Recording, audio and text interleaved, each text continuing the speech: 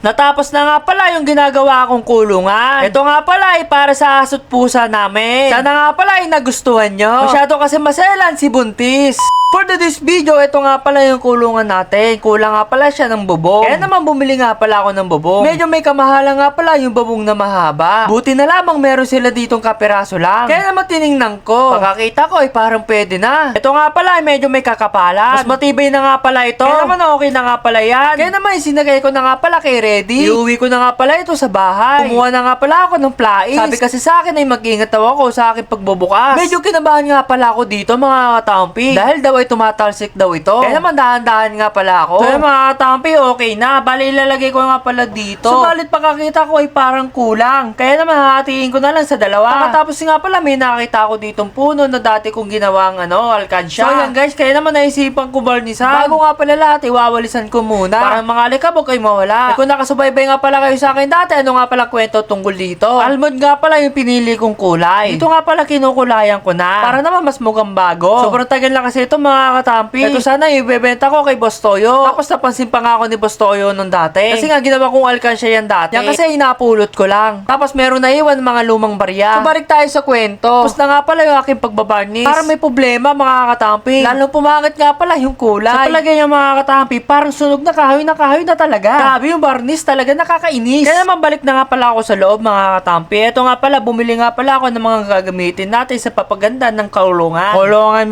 okay, ito na mga katampi, panoorin nyo. So ayan guys, meron tayong lagayan. Yan. Tulugan nila yan guys. Yan, yan sila matutulog. Tapos yung isa ay dyan.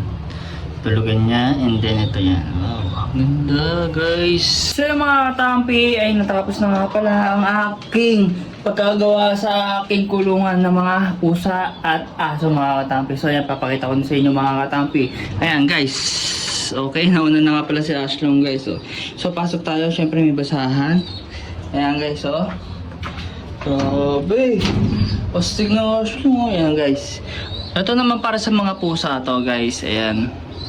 Ayan, para sa mga pusa, mga katampi. So, gagawa pa ako dito ng mga tungtungan nila, packet dito sa kanyang tulugan. Tapos, ito yung duyan. May duyan yung mga pusa, guys. So yan, guys. Tapos, ayan, sa asyung pa lang yun nandito, guys.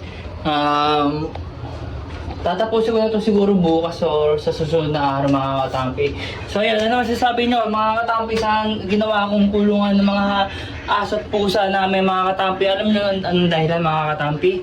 Dahil ay masyadong maselan na ang pagbubuntis ni Mrs. Siyempre, kailangan din ilipat yung mga hayop kasi talagang lagi siya suka ng suka. Ayan guys, kapag may naamoy siya, medyo maselan mga katampi. Kaya naman agad dito na istorya, paalam!